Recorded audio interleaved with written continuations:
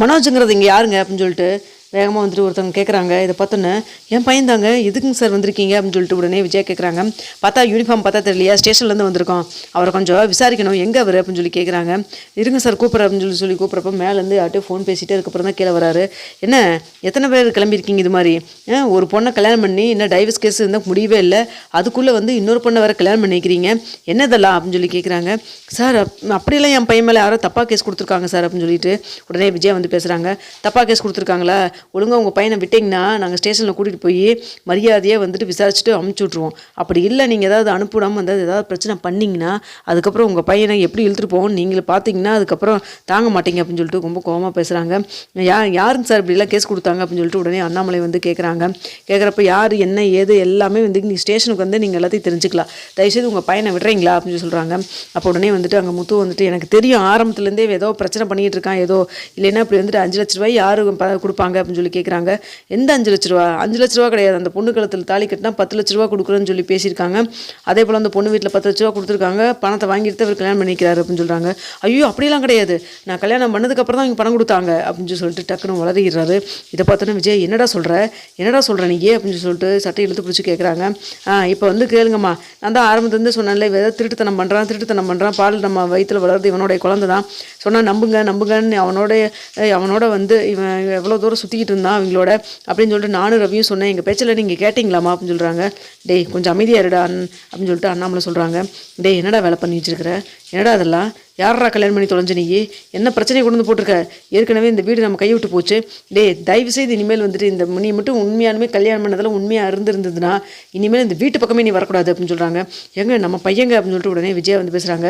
இங்கே பாரு, உனக்கு உன் பையன் முக்கியம்னா நீயும் சேர்ந்து போயிடு போதும், ஏற்கனவே நடுத்தருவில் வந்து நின்றுட்டு உங்கள் 2 பேர்த்தினால வீடு நம்ம கையை விட்டு போக இருந்ததெல்லாம் போதும், இதுக்கு மேலே வந்துட்டு இவனை நம்பி நான் வந்து இந்த இவனையெல்லாம் வீட்டுக்குள்ளே விட்றதுக்கு நான் தயாராக இல்லை.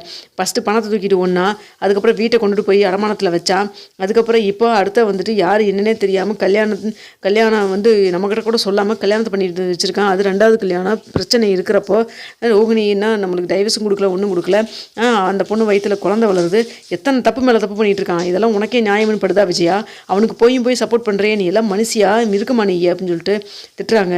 ஏன்டா அப்படி பண்ணி தொலைஞ்ச சொல்லுடா அப்படின்னு சொல்லிட்டு கேட்குறாங்க.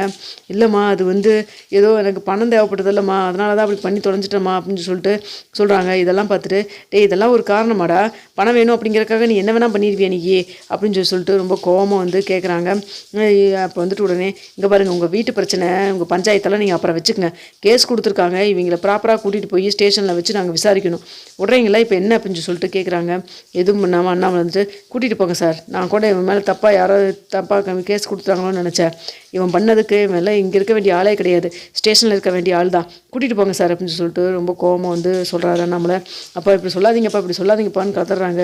இங்கே விஜயா ஒரு பக்கம் எங்கள் அப்படிலாம் சொல்லாதீங்க, என்னதான் இருந்தாலும் நம்ம பையங்க இங்கே பாரு, உனக்கும் பையன் வேணா நீயும் போய் ஸ்டேஷனில் போய் சேர்ந்து உட்காரு, தயவு செய்து இனிமேல் அவன் பேச்சு எடுத்துகிட்டு ஏதாவது இங்கே வீட்டுக்குள்ளே வந்தீங்கன்னா நல்லா இருக்காது, நீ இனிமேல் வந்துட்டு உனக்கு நான் வேணுமா இல்லை அவன் வேணுமான்னு முடிவு பண்ணிக்கோ, அவன் தான் இஷ்டத்துக்கு ஏதோ பண்ணிகிட்டு இருக்கிறான்ல, அவன் பண்ணதெல்லாம் கரெக்டு நீ நினச்சினா அவனோடய போயிரு, இல்லை நான் அவனை மறந்துடுவேன் சுத்தமாக அப்படின்னு சொல்லிட்டு நினச்சினா இந்த வீட்டில் இரு அப்படின்னு சொல்லிட்டு இருக்கிறாங்க. என்னங்க இவர் இப்படி பேசுகிறேன்னு சொல்லிட்டா, டே முத்து நீயாவது சொல்லிட்டு அப்பாட்ட எடுத்து சொல்லிடாங்கிறாங்க. அப்பா என்ன பேசுகிறாரோ அதை தான் பண்ணுவான் முத்து, அது மீறி எதுவும் பண்ண மாட்டான்னு உங்களுக்கு தெரியாதாமா அப்படின்னு சொல்லிட்டு ரவி சொல்கிறாங்க. ரவியை பார்த்துட்டு டே நீயாவது எதாவது எடுத்து சொல்லிடா அப்படின்னு சொல்கிறாங்க. நம்ம எத்தனை தடவை நான் வந்துட்டு அவனை நம்பாதீங்கம்மா, அவன் அத்தனையும் போய் பேசுகிறான், பித்தலாட்டம் பண்ணுறான்னு நான் சொன்னேன், ஸ்ருதி சொன்னான், மீனா அண்ணி சொன்னாங்க, முத்து சொன்னான், யார் சொல்கிறது எல்லாத்தையுமே வந்துட்டு இல்லை அவன் உண்மைத்தான் சொல்கிறான் அப்படின்னு சொல்லிட்டு எவ்வளோ தூரம் நம்புனீங்க, நீங்களே பாருங்கள் என்ன பண்ணுவீங்களா பண்ணுங்கள், என்னடா எல்லோரும் இப்படி கைவிச்சா எப்படிடா நான் போய் என்னடா பண்ணுறது அப்படின்னு சொல்கிறாங்க. இதை பார்த்துருக்கிறோடைய முத்து இருந்துட்டு அப்பா அம்மா பார்த்தாலும் பாவமாக இருக்குதுப்பா, என்னமோ தெரியாமல் பண்ணி தொலைஞ்சிட்டான்ப்பா, அப்புறம் நம்ம ஹெல்ப் பண்ணாமல் யாருப்பா பண்ணுவாங்க அப்படின்னு சொல்கிறாங்க. டே முத்து இந்த பேச்சு நான் சொல்கிறது நீ கேட்பியா மாட்டியா அப்படின்னு சொல்கிறாங்க. அப்போ கேட்குறேன்ப்பா, உங்கள் பேச்சு கேட்காம நான் யார் பேச்சப்பா கேட்க போகிறேன் அப்படின்னு சொல்லிட்டு சொல்கிறாங்க. அவன் தான் வரேன்னு சொல்கிறான் இல்லைங்க, நான் அவனை கூட்டிகிட்டு போய் என்ன ஏதுன்னு பார்த்துட்டு வரணுங்க அப்படின்னு சொல்கிறாங்க. இப்படியே ஒருத்தருமே இல்லாமல் விட்டோம்னா அவனை உண்டு இல்லைன்னு பண்ணிடுவாங்க ஸ்டேஷனில் அப்படின்னு சொல்கிறாங்க. பண்ணதுக்கெல்லாம் தப்பு பண்ணதுக்கெல்லாம் அப்போவாது அவனுக்கு புத்தி வருதான்னு பார்க்கலாம், திருந்தவே விடாமல் அவனை பிடிச்சி அணைக்கட்டி அவன் பண்ணதெல்லாம் கரெக்டு நீ சப்போர்ட் பண்ணியல, இப்போ அனுபவி நீ அப்படின்னு சொல்லி பேசுகிறாங்க. முத்து போ, உனக்கு சவாரி இருக்கும்ல போ, ஏற்கனவே அந்த நாயினால் நீ வந்து இத்தனை கடனை வாங்கி வச்சுட்டு உட்காந்துட்டு இருக்க? ஓடினா தானே சம்பாரிச்சா தானே அந்த கடன் எல்லாம் கட்ட முடியும். இப்படியே ஆயுசுக்கு ஓடிட்டே இருப்பீங்களா? மேலே ஒரு 5 லட்ச ரூபா போட்டால் ஒரு ரூம் கட்டிடலாம். அதை உங்களால் கட்ட முடியாமல் நீங்கள் ஹாலில் உட்காந்து தூங்கிட்டு இருந்தீங்க. அதை பற்றியெல்லாம் உங்கள் அம்மாவுக்கு ஏதாவது என்னைக்காவது கவலை இருந்திருக்கா? அவன் ரூமை வாங்கி கொடுத்துட்டுன்னு சொல்லிட்டு என்ன அதுக்கு ஒரு சண்டை போட்டா? எல்லாத்தையும் நீ மறந்துட்டியாடா? நல்லவங்களா இருக்கலாம், இப்படி ஏமாத்துறவங்களுக்கெல்லாம் நல்லவங்களா இருக்குன்ட்டுல எந்த ஒரு அவசியம் கிடையாது. இங்கே பாரு, 3 பசங்களை பெற்றேன், 3 பேர்த்தையும் நான் ஒன்றா தான் பார்த்தேன், இல்லைனால சொல்ல. ஆனால் அதுக்கெல்லாம் அவன் தகுதியே கிடையாது. இங்கே பாரு, நீ தேவையில்லாமல் வந்துட்டு என்னை டென்ஷன் ஆக வைக்காத முத்து. நான் சொன்னால் ஒரே வாரத்தில் எல்லாத்தையும் கேட்பில்லை. இப்போ இதுக்கு மட்டும் எதுக்கு முரண் பண்ணிகிட்டு இருக்க? கிளம்பி நீ போய் வேலை பாரு. மீனா நீயும் போமா. ஸ்ருதி, ரவி நீங்களும் போங்க, உங்களுக்கு ஹோட்டலில் வேலை இருக்குல்ல. யார் என்ன தப்பு பண்ணாங்களோ அவங்க அனுபவிச்சுட்டு அவங்க பண்ணுறதுக்கு அவங்க அனுபவிச்சுட்டு வராங்க. கிளம்புங்க அப்படின்னு சொல்லிடுறாங்க. அப்போ வந்துட்டு முத்து மனசே இல்லாமல் கிளம்புறாரு. அடுத்த விஜய் இவங்களெல்லாம் பார்த்தா வேலைக்காகன்னு சொல்லிட்டு கீழே போயிட்டு ஆட்டோ பிடிச்சிட்டு இருக்கிறாங்க. அம்மா வாமா, நானே கொண்டு வந்து விட்றேன் அப்படின்னு சொல்கிறாங்க. நீ தான் உங்கள் அப்பாவை சொன்ன பேச்சை தட்ட மாட்டியே, அப்புறம் எனக்கு எதுக்கு நீ ஆட்டோவும் பிடிக்க வேண்டாம், ஒன்றும் பிடிக்க வேண்டாம், என் பையனை எப்படி போய் காப்பாற்றி கூப்பிட்டு வரணும்னு எனக்கு தெரியும் அப்படின்னு சொல்லி பேசிட்டு இருக்கிறாங்க. அம்மா நீங்களே யோசிச்சு பாருங்கள், அவன் பண்ணது கரெக்டுமா அப்படின்னு சொல்கிறாங்க. ஏதோ தெரியாமல் ஏதோ பண்ணிட்டான்டா, என்ன விஷயம் என்ன ஏதுங்கிறது தெளிவாக நமக்கே தெரியாதுல்லடா. இந்த மாதிரி சூழ்நிலை யார் இது மாதிரிலாம் பண்ணாங்க, எந்த பொண்ணை அவன் கல்யாணம் பண்ணால் என்ன எதுனே தெரியாதேடா. ஒருவேளை அந்த பொண்ணு பணக்கார வீட்டு பொண்ணாக இருந்தா அப்படின்னு சொல்லுவாங்க. ஏமா இப்போ கூட பணம் தானே பேசிட்டு இருக்கிறீங்க, ஏமா இப்படி இருக்கீங்க அப்படின்னு சொல்லிட்டு முத்து ஒரு நிமிஷம் பேசுகிறாங்க. இதை பார்த்துட்டு டேய் நீ வந்து ஸ்டேஷனுக்கு வண்டி விட்றா, அப்புறமே மற்றெல்லாம் பேசிக்கலாம் அப்படின்னு சொல்கிறாங்க. அப்போ மனசுக்குள்ளே தோணுது முத்துக்கு, எக்காரணத்தை கொண்டு அம்மாவையும் சரி மனோஜையும் சரி திருத்தவே முடியாது போல இருக்குது. இப்போ கூட பணம் தான் பேசிட்டு இருக்காங்க அப்படின்னு சொல்லி நினச்சிட்டு வண்டியை விடுறாங்க. அங்கே ஸ்டேஷனுக்கு போனதுக்கப்புறம் பார்த்தா அங்கே போனால் கனகாவுடைய அம்மா தேவி அங்கே நின்றுருக்காங்க. என்னங்க நீங்கள் இங்கே இருக்கீங்க அப்படின்னு சொல்லி கேட்குறாங்க. இல்லைப்பா, அதான் மனோஜ் மேலே கேஸ் கொடுத்துருக்கோம். ஆமாம், அதுக்கு நீங்கள் வந்திருக்கீங்க, என்ன புரியலையே எனக்கு அப்படின்னு சொல்கிறாங்க.